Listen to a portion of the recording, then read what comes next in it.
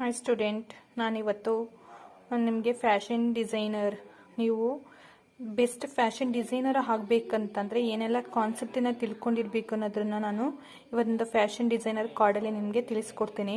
First ಒಂದು ನಿಮಗೆ ಸ್ಟೆಪ್ಪಲ್ಲಿ ನಿಮಗೆ ಕರಿಯರ್ ಅಂತ ತೋರಿಸ್ತಾ ಇದೆಯಲ್ವಾ, ನಿಮಗೆ ಆ ಕರಿಯರು ಮತ್ತು ಜಾಬ್ ಕೆಳಗಡೆ ಹಂತದಲ್ಲಿ ನಿಮಗೆ ಜಾಬ್ ಅಂತ ಬರ್ತಾ ಇದೆ.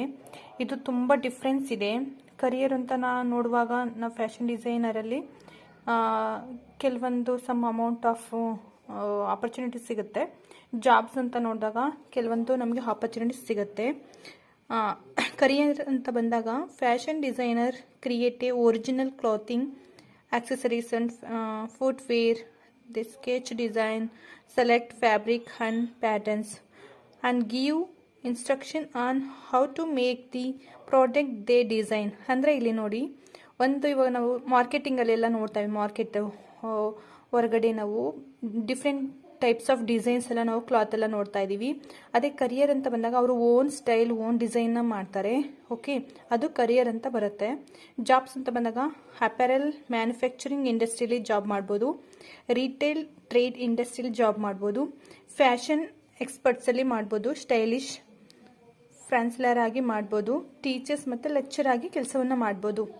ಇವಾಗ ಫ್ಯಾಷನ್ ಡಿಸೈನರಲ್ಲಿ ಕರಿಯರ್ ಮತ್ತು ಜಾಬ್ಸ್ ಏನು ಆಪರ್ಚುನಿಟಿ ಇದೆ ಅಂತ ಗೊತ್ತಾಯಿತು. ಅದೇ ಥರನ ಈ ಒಂದು ಕರಿಯರ್ ಮತ್ತು ಜಾಬಲ್ಲಿ ಸಕ್ಸಸ್ ಆಗಬೇಕಂತಂದರೆ ಏನೆಲ್ಲ ಟಾಸ್ಕನ್ನು ಕಂಪ್ಲೀಟ್ ಮಾಡಬೇಕು, ಯಾರೆಲ್ಲ ಚೂಸ್ ಮಾಡಿದ್ದಾರೆ ಅವರು ಏನೇನೆಲ್ಲ ಟಾಸ್ಕ್ ಇರುತ್ತೆ ಅವರಿಗೆ ಅನ್ನೋದು ಇರುತ್ತೆ. Work with other designer her team members to create prototypes design ಮಾಡಬೇಕು. Sketch rough and detailed drawing of appeal of accessories, ಅದನ್ನು ಅವ್ರು ತಿಳ್ಕೊಬೇಕಾಗುತ್ತೆ. Identity target markets for designers, looking at factors such as age, gender and signs, economic status, ಇವೆಲ್ಲವೂ ಅವರು ಅರ್ಥ ಮಾಡ್ಕೋಬೇಕಾಗುತ್ತೆ ಕಂಟೆಂಟನ್ನು. Study fashion trends and anticipate design that will appeal to ಕನ್ಸ್ಯೂಮರ್ಸ್ಗೆ, ಅವರು ಸ್ಟಡಿ ಮಾಡಬೇಕಾಗತ್ತೆ. ಯಾವ್ಯಾವ ಒಂದು ಟ್ರೆಂಡಿಗೆ ತಕ್ಕಂತೆ ಡಿಸೈನ್ಸ್ ಎಲ್ಲ ಬರ್ತಾ ಇರುತ್ತೆ.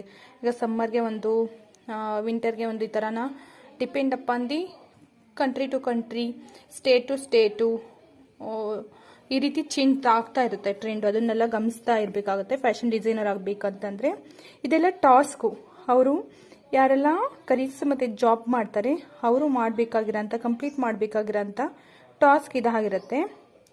Overseas the final production of the design, ಇದನ್ನು final production of the design ಕೂಡ ಅವರು ಕಂಪ್ಲೀಟ್ ಮಾಡಬೇಕಾಗುತ್ತೆ ಟಾಸ್ಕು.